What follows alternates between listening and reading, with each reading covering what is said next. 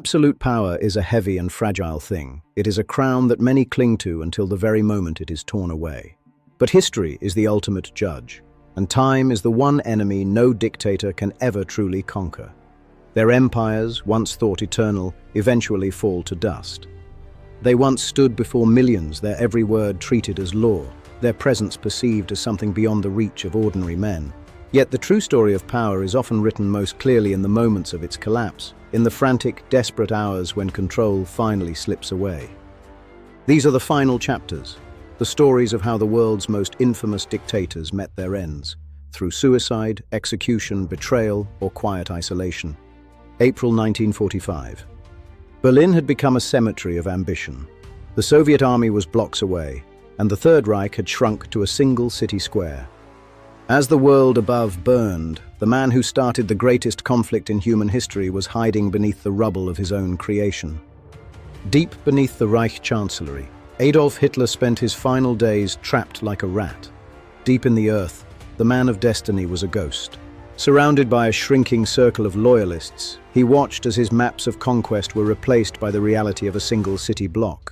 On April 29th, in a bizarre midnight ceremony, he married his longtime companion, Eva Braun, a wedding in a concrete tomb. The next day, Hitler said his final goodbyes. He chose to escape the judgment of the world by his own hand, biting a cyanide capsule. Simultaneously, a bullet entered his temple. He ensured that he would never be taken alive by the advancing forces. Eva died beside him. Their bodies were carried to the bunker's garden, doused in gasoline, and burned while Soviet artillery boomed in the distance. A legacy of ash. While Hitler hid, Benito Mussolini ran. He attempted to flee to neutral Switzerland, seeking refuge in the mountains near Lake Como. Disguised in a German military coat, the douche hoped to vanish into the stream of retreating soldiers. But the road was blocked. Communist partisans recognized the former dictator during a routine check. The man who promised a new Rome was captured.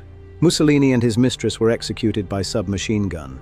Their end was a public explosion of a nation's long-suppressed rage. In Milan's Piazzale Loreto, their bodies were hung upside down from a gas station roof for a jeering, celebratory crowd to witness.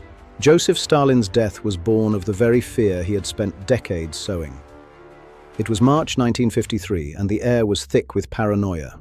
After a long night of drinking with his inner circle, Stalin retired. He gave strict orders. He was not to be disturbed for any reason. Hours passed, then an entire day. No sound came from behind the door. Stalin lay on the floor, paralyzed by a massive stroke. His own staff were too terrified to enter without permission. They feared that breaking his rules would be a death sentence of its own. The man of steel died because no one dared to check on him. He lingered for days, gasping for life, before finally succumbing. In the Dominican Republic, Rafael Trujillo ruled with absolute and casual cruelty for 31 years. He felt untouchable. But on May 30th, 1961, the Generalissimo met his match. His own military officers, tired of the constant blood, were waiting. His car was riddled with bullets in a fierce ambush. Trujillo died on the side of the road he once claimed to own. Romania, 1989. Nicolae Ceaușescu's final balcony speech was the moment the world saw the illusion of power vanish in real time. He and his wife Elena fled by helicopter as the capital erupted into revolution. It was a desperate flight to a destination that no longer existed. Captured within hours, they faced a televised trial on Christmas Day. It was a rushed affair of improvised justice, lasting barely an hour. They were led to a courtyard wall and executed by firing squad. An era of tyranny ended in a hail of bullets captured on grain. Pol Pot, the architect of Cambodia's genocide, spent his final 2 decades as a ghost in the jungle near the Thai border. He escaped justice for the 2 million lives he systematically destroyed, hiding from the world he had once sought to remold. In 1998, old and frail, he died in his sleep. He never faced a courtroom for the atrocities that defined his reign. His body was cremated on a pile of garbage. A pathetic, unceremonious end for a man who had orchestrated industrial-scale murder. Saddam Hussein's grand palaces were replaced by a spider hole. He was found hiding in a small underground pit near Tikrit. The Lion of Babylon was unkempt and defeated, a shadow of the man who once defied the world's greatest powers. In 2006, after a lengthy trial, he walked to the gallows. His final moments were captured on a cell phone for a silent world. Muammar Gaddafi's 42-year rule ended in the ruins of Sirte.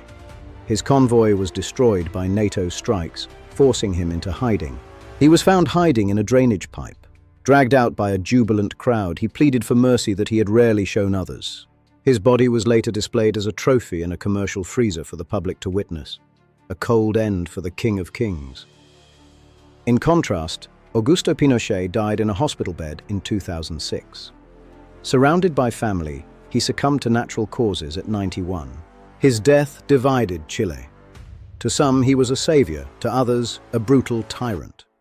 He died fighting legal battles he would never finish. In the Hermit Kingdom, the Kims built a dynasty on the myth of immortality, but even their rule was bound by the flesh. Kim Il-sung and Kim Jong-il now lie in state in a palace of the sun, embalmed reminders that even absolute power has an expiration date. Many dictators spend their final hours writing memoirs or orders that will never be followed, trying to control their legacy. Others spend them burning the evidence of their crimes, hoping that the smoke will hide what the history books will eventually find. In the end, the isolation of the dictator is total. They become victims of the very walls they built to keep the world out. They die in bunkers, in drainage pipes, or in grand palaces, but they all die with the same realization, that they were only human. The systems they created often survive them, leaving nations to pick up the pieces of a time that was stolen by fear. Healing takes generations. The scars of a dictatorship are not easily erased by the death of the man who caused them. We have seen the statues fall. We have seen the names scrubbed from the maps, but the memory of the struggle remains. These moments of collapse are not just endings. They are the beginnings of a new and uncertain freedom for those left behind. History is a lens that focuses on the choices we make when we have the power to choose. It judges the powerful most harshly, because in the end, it is the people who remain. It is their resilience that outlasts the longest rain and the darkest night. The lesson of these infamous ends is simple, that power, no matter how absolute, is a temporary and fragile thing. What we build for each other is far more enduring than what we build for ourselves. Choose your legacy wisely. From bunkers to desert pipes, these endings serve as a final reminder of the fleeting nature of authority and fame. Absolute authority may command the present, but it cannot control the judgment of the future. The tide always turns. When the statues fall and the cheering stops, all that remains is the legacy of the choices made. History is the final judge. Take your time, reflect on the past, because its judgment is the only thing that is truly eternal. The end.